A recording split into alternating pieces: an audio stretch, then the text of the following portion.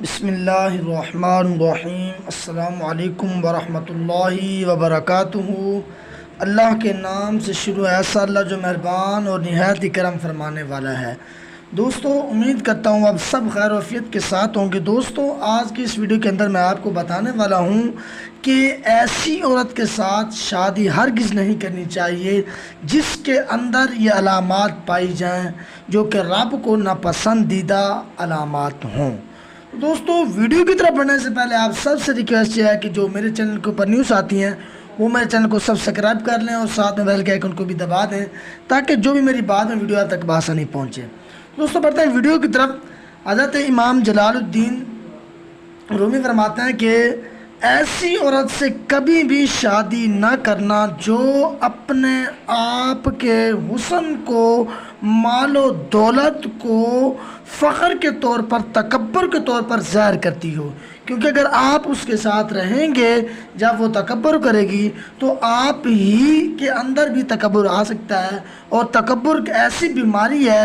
ایسا گناہ ہے جو اللہ کو بالکل ہی پسند نہیں ہے۔ بنی اسرائیل کا ایک واقعہ آپ کو بیان کروں گا کہ ایک شخص بنی اسرائیل کی قوم میں رہتا تھا جس کو اللہ پاک کی ذات نے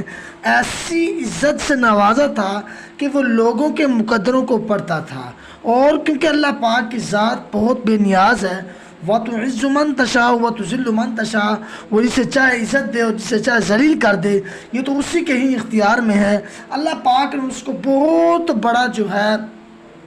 مقام دیا تھا اس قوم کے اندر۔ جب بھی وہ کسی کے پیشانی کو دیکھتا تو اس کے مقدر کو پڑھ کے اس کے پیچھے والے حالات جو زمانہ ماضی میں اس کے گزرے ہوتے یا موجودہ جو آنے والے جو حالات ہوتے، وہ تمام کے تمام اس کو اس کی پیشانی سے پڑھ کر بتا دیتا۔ رات دن وہ یہی کام کرتا، اللہ تعالیٰ کی نیک کوشش اور آبرو میں اللہ تعالیٰ کی رضا کے لیے نیکیاں کرتا اور لوگوں کو فائدہ پہنچاتا۔ ایک دن اس کی والدہ نے اس سے کہا، اے بیٹا، تو دن رات جاگتا ہے، تو سوتا نہیں ہے، تو جو ہے کچھ دیر کے لیے آرام کر لیا کر۔ تو اس نے اپنی والدہ سے کہا کہ میں اس طرح میں آرام نہیں کروں گا، میں دین کی اور یہ جو مجھے اللہ تعالیٰ نے مجھے کام سونپا ہے میں یہ جاری رکھنا چاہتا ہوں۔ ماں کے زیادہ اصرار کرنے کے باعث وہ ایک رات کو سو گیا اور وہ سوتا ہی رہ گیا۔ جب صبح ہوئی تو وہ سجدے میں پڑا ہوا رو رہا تھا، تو اس کی والدہ آئی اس کے پاس، اس سے کہا، بیٹا سجدے سے سر اٹھاؤ اور یہ بتاؤ کہ رونے کی وجہ کیا ہے۔ تو اس نے کہا، اے والدہ، پہلے اگر جب میں صبح سے لے کر شام تک ایک منٹ بھی آرام نہیں کرتا تھا، میں اللہ تعالیٰ کی مخلوق کی خدمت کرتا تھا، ان کے مقدر ان کو بتاتا تھا، ان کے حالات آنے والے ان کو آگاہ کر دیتا تھا، تو جب میں تھک جاتا تھا تو غیب سے آواز آتی تھی، اے بندے کیا حال ہے تیرا؟ وہ اب جب میں رات کو سویا ہوں اور میں تھکا ہوا تھا، جب میں سویا ہوں تو آج مجھے وہ آواز نہیں سنائی دی، اور میرا دل جو ہے وہ بالکل جو ہے وہ اس پہ جو ہے پریشان ہے۔ اسی طرح جب اس نے یہ سوچا کہ میرے پاس مخلوق آتی ہے اور میں ان کے مقدر جو ہے ان کو پڑھ کے سناتا ہوں، مخلوق میرے پاس آتی ہے، میں مخلوق کے پاس تھوڑا جاتا ہوں، میں وہ چیز ہوں۔ جب اس نے اپنے اندر یہ تکبر محسوس کیا تو یاد رہے کہ اللہ تبارک و تعالیٰ نے تکبر کی وجہ سے جو ہے شیطان کو ذلیل کیا۔ وہ کہتا تھا کہ میں آگ کا بنا ہوا ہوں، میں آگ کا بنا ہوا ہوں، وہ کہتا تھا کہ میرے اندر آگ ہے اور یہ مٹی کا بنا ہوا ہے، بنی آدم کے بارے میں کیوں سجدہ کروں؟ اس نے بھی تکبر کیا، اللہ پاک نے اس کو ذلیل کر دیا۔ آج بھی وہ زمانے کے اندر ذلیل ہو رہا ہے، اور ایک دن ایسا آیا جب اس نے یہ تکبر کیا اس شخص نے، تو ایک دن ایسا آیا کہ شیطان نے اس کے آنکھوں کے اوپر جو ہے وہ اس کے گناہ کی پٹی کو جو ہے باندھ دیا۔ ایک دن اس کے پاس بہت حسین ترین خوبصورت لڑکی اس کے پاس آئی جس کا نام پورے قبیلے کے اندر مشہور تھا حسن کے لحاظ سے، اور وہ آ کر بیٹھی اور کہنے لگی، میرا مقدر پڑھو۔ تو اس نے کہا، مقدر پڑھنے کے لیے پیشانی سے جو ہے کپڑا ہٹانا پڑے گا، کیونکہ اس نے پردہ کیا ہوا تھا۔ اس نے پیشانی سے جب پردہ جو ہے ہٹایا تو اس کے دل میں خیال آ گیا کہ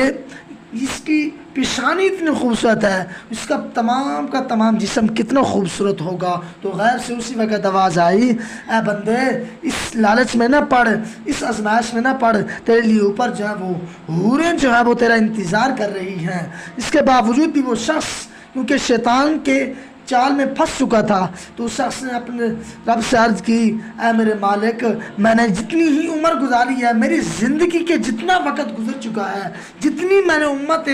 تیری مخلوق کی خدمت کی، جتنا میں نے ثواب و نیکی کی، تو مجھے اس کا صلہ اب مجھے ملنا چاہیے کہ میں صلے میں صرف یہ عورت چاہتا ہوں۔ تو